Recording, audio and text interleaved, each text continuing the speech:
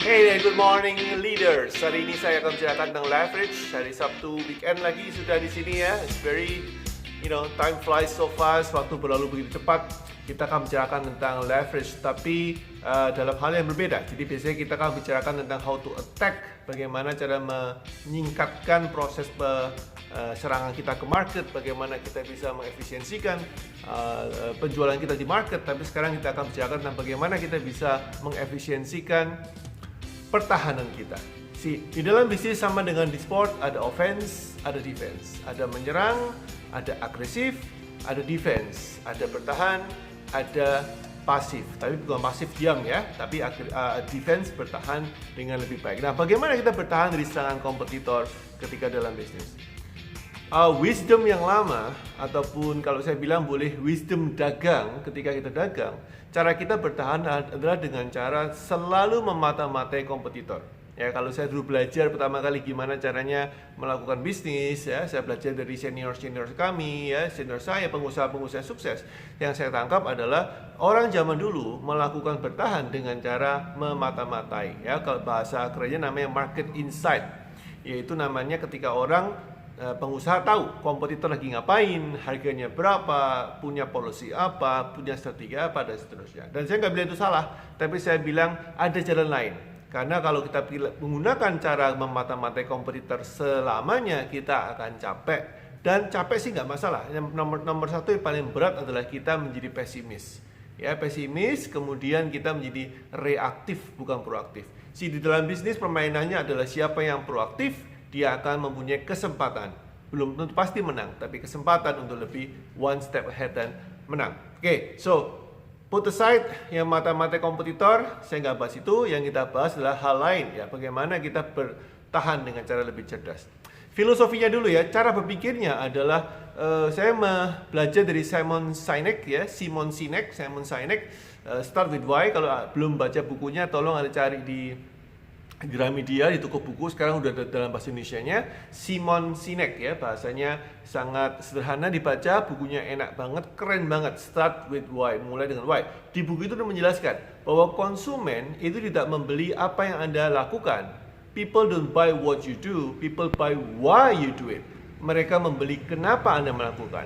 Contoh yang paling klasik, almarhum Steve Jobs menjual iPhone. Dia tidak bilang saya jual mobile phone atau gadget, saya menjual sebuah pola pikir baru, sebuah terobosan, sebuah breakthrough, sebuah kreativitas. Dia tidak menjual gadgetnya, dia menjual cara berpikir kreatif. So kalau Anda kreatif, Anda seperti saya nggak suka dikekang, saya nggak suka mengikuti mainstream, saya suka anti mainstream, maka ini adalah produk untuk Anda. So people buy why you do things. People, manusia, konsumen membeli kenapa Anda melakukan. Yaitu filosofinya ya. Nah, dari filosofi ini muncul 5 hal yang Anda bisa perbaikin, improve every now and then, setiap saat untuk mempertahankan bisnis Anda dari serangan kompetitor. Yang pertama adalah improve your skill. What you know. Apa yang Anda ketahui tentang produk Anda, tentang service Anda, tentang teknologinya, tentang what is new, what is the latest. Anda perlu update terus. Bahkan ketika kompetitor belum melakukan dan merasa belum perlu mengupdate, Anda mesti update duluan. Ya, jadi pertahanan pertama yang paling penting is here. What you know tentang industri Anda, tentang bisnis Anda, tentang kebutuhan konsumen Anda, tentang market atau pasar mau seperti apa, tentang antisipatif. Ingat, proaktif is the name of the game, bukan reaktif. Proaktif itu harus diperkuat. Yang pertama, what you know. Kemudian yang kedua adalah relationship. Jadi relasi kepada internal Anda, kita bilang namanya internal network ya. Jadi Anda punya relasi yang kuat apa tidak kepada supplier Anda, kepada partner Anda bisnis, kepada anak buah Anda, dan terutama kepada konsumen Anda.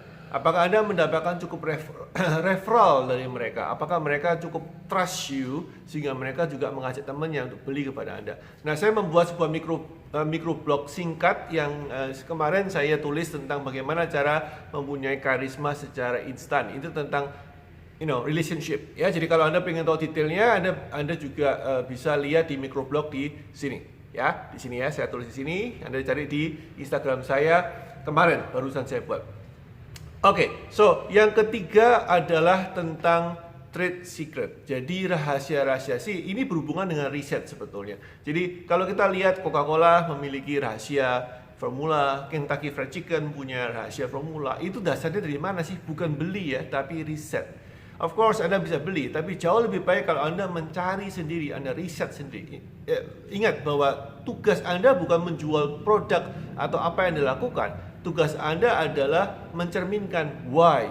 Mencerminkan why kenapa Anda melakukan ini, dan yang dibeli adalah why-nya oleh konsumen. Nah, salah satu bentuk pengejawantahan yang paling mudah dimengerti konsumen adalah kalau Anda keep on doing riset untuk kepentingan konsumen.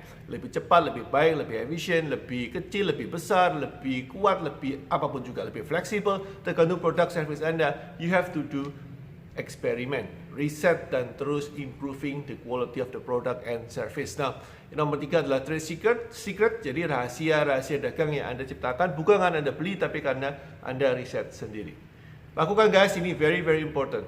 Nomor 4, yang saya bilang namanya external network. Jadi kalau nomor 2 tadi internal network, relationship dengan supplier Anda, dengan customer Anda, dengan kolega Anda, dengan anak buah Anda. Yang keempat ini adalah external relationship. Maksudnya PA, jauh lebih bagus bertahan secara kelompok daripada individu.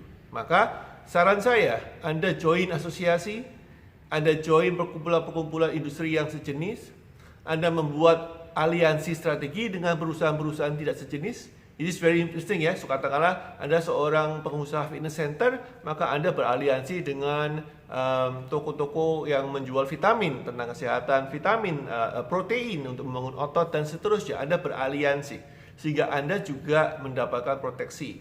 Nah, apa untungnya coach? Banyak banget ya. Jadi nomor 1, fokusnya jangan mengambil untung, tapi memberikan manfaat kepada aliansi Anda, kepada lingkup daripada kelompok yang Anda masukin. Anda bisa memberikan input data, informasi, Anda bisa membantu teman-teman yang lagi diserang kompetitor, dan akhirnya mereka juga akan membantu Anda. Enggak semuanya membantu Anda, tapi Anda akan mendapatkan sebuah token ya, sebuah tanda apresiasi. Ketika ada yang menyerang Anda, mereka at least memberitahu Anda. Ketika Anda lagi dalam kondisi tidak bagus, mereka at least memberikan warning kepada Anda. Dan malah bagus kalau mereka beraliansi dan membuat sebuah sekutu dengan Anda sehingga Anda lebih kuat. Again, improve this relationship dengan eksternal. Network eksternal is quite helpful di saat-saat sulit seperti ini. Ya, in fact sebetulnya dalam kondisi pandemi yang kita hadapin sekarang, sebelum masuk ke kondisi new normal, atau kita bilang kondisi yang parah ya 1-2 bulan yang lalu, itu sebetulnya network ini sangat membantu sekali.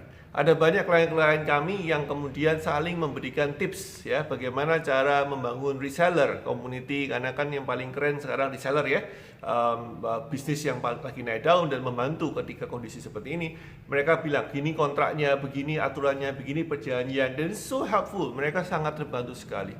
Nah, konsepnya nomor 4 ini agak sedikit lama. Nomor 4 ini saya mendiskusikan karena konsepnya adalah don't reinvent the wheel. Jangan melakukan suatu pekerjaan di mana komunitas Anda sudah mastering, sudah menguasai dengan baik. Anda bisa join ke komunitas itu dan Anda bisa relearn dan learn dengan lebih cepat. Itu membantu Anda defense dengan lebih baik.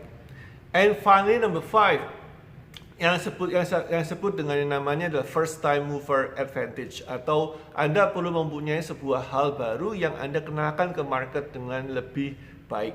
Ya, ini hasil dari nomor 3 tadi, riset. Ya, jadi first time mover advantage atau keuntungan dari orang yang pertama kali memperkenalkan sebuah fitur ataupun benefit kepada market. Nah, ini Anda harus patenkan. Kalau memang perlu, Anda bisa secara legal Anda patenkan. Anda membentuk sebuah defense atau pagar pelindungan dengan mempunyai sebuah status hukum yang jelas terhadap invent atau penemuan Anda. Tapi mungkin tidak seperti itu, belum bisa Anda patenkan atau terlalu kompleks, or you are just a startup yang nggak bisa memiliki legal status yang terlalu menguntungkan seperti itu. But anyway, market Anda akan melakukan defense kepada Anda karena Anda yang pertama kali.